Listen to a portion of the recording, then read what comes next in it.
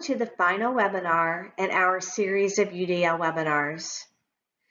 This series was created by UDL consultants from State Support Team Region 12.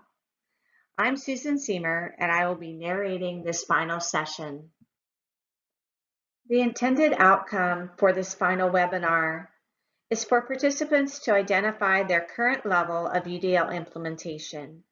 And if you choose, you will also have an opportunity to create an action step to help increase your implementation of UDL. According to CAST, the Center for Applied Science and Technology, the UDL guidelines are not meant to be a prescription, but a set of suggestions that can be applied to reduce barriers and maximize learning opportunities for all learners.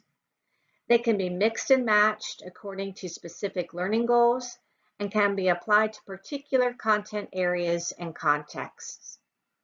In many cases, educators find they are already incorporating some aspects of these guidelines into their practice.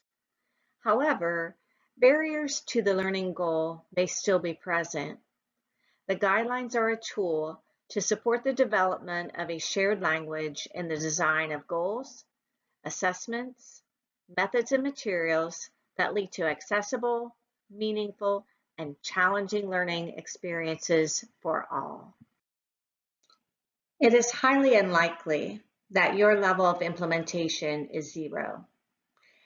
There are some aspects of UDL that teachers naturally do as a part of their practice. It is also highly unlikely that you are at the top level of implementation. Most teachers find themselves someplace in the middle, while constantly working to improve. Identifying your current level of implementation will give you the opportunity to deeply reflect on your classroom practices. You certainly do not need to try to use every guideline in a single learning opportunity. In fact, some guidelines may not be relevant to certain learning goals. Your use of UDL should be guided by the learning goal, by learner variability, available resources, and your own capacity to implement.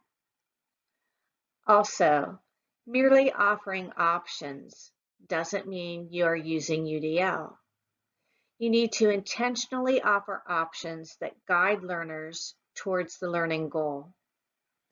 Thinking back to our first webinar, instructional design is to promote learning. Apply the principles of UDL where and when appropriate. You won't be offering every option every day, but you should be offering a variety of options guided by the learning goals.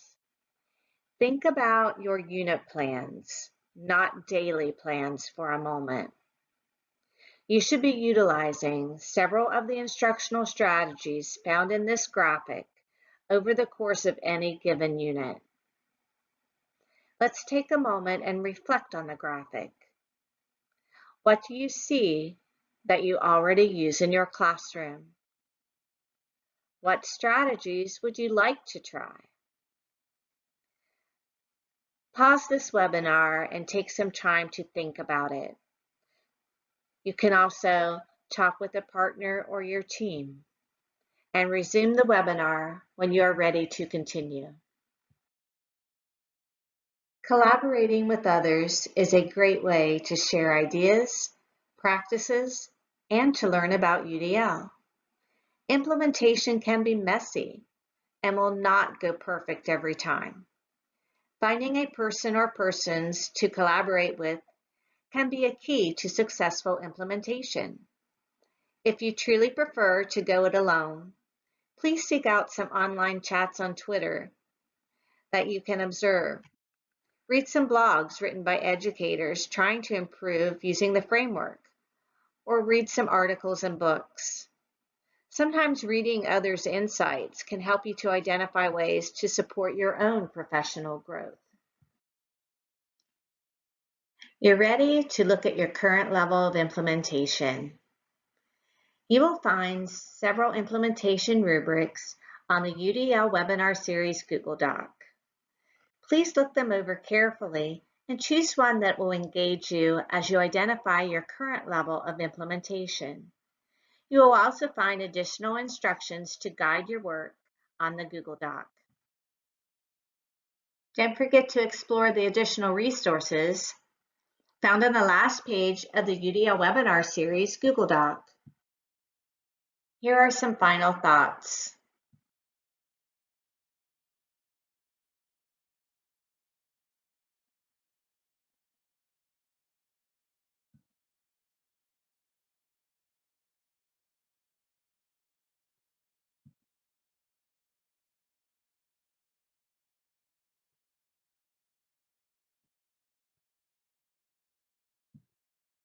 Insert your own caption here.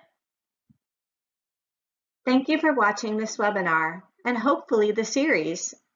We hope you have enjoyed learning more about UDL and reflecting on your own practices. If you'd like more information or still have questions, please feel free to contact us. Our email information is on the screen.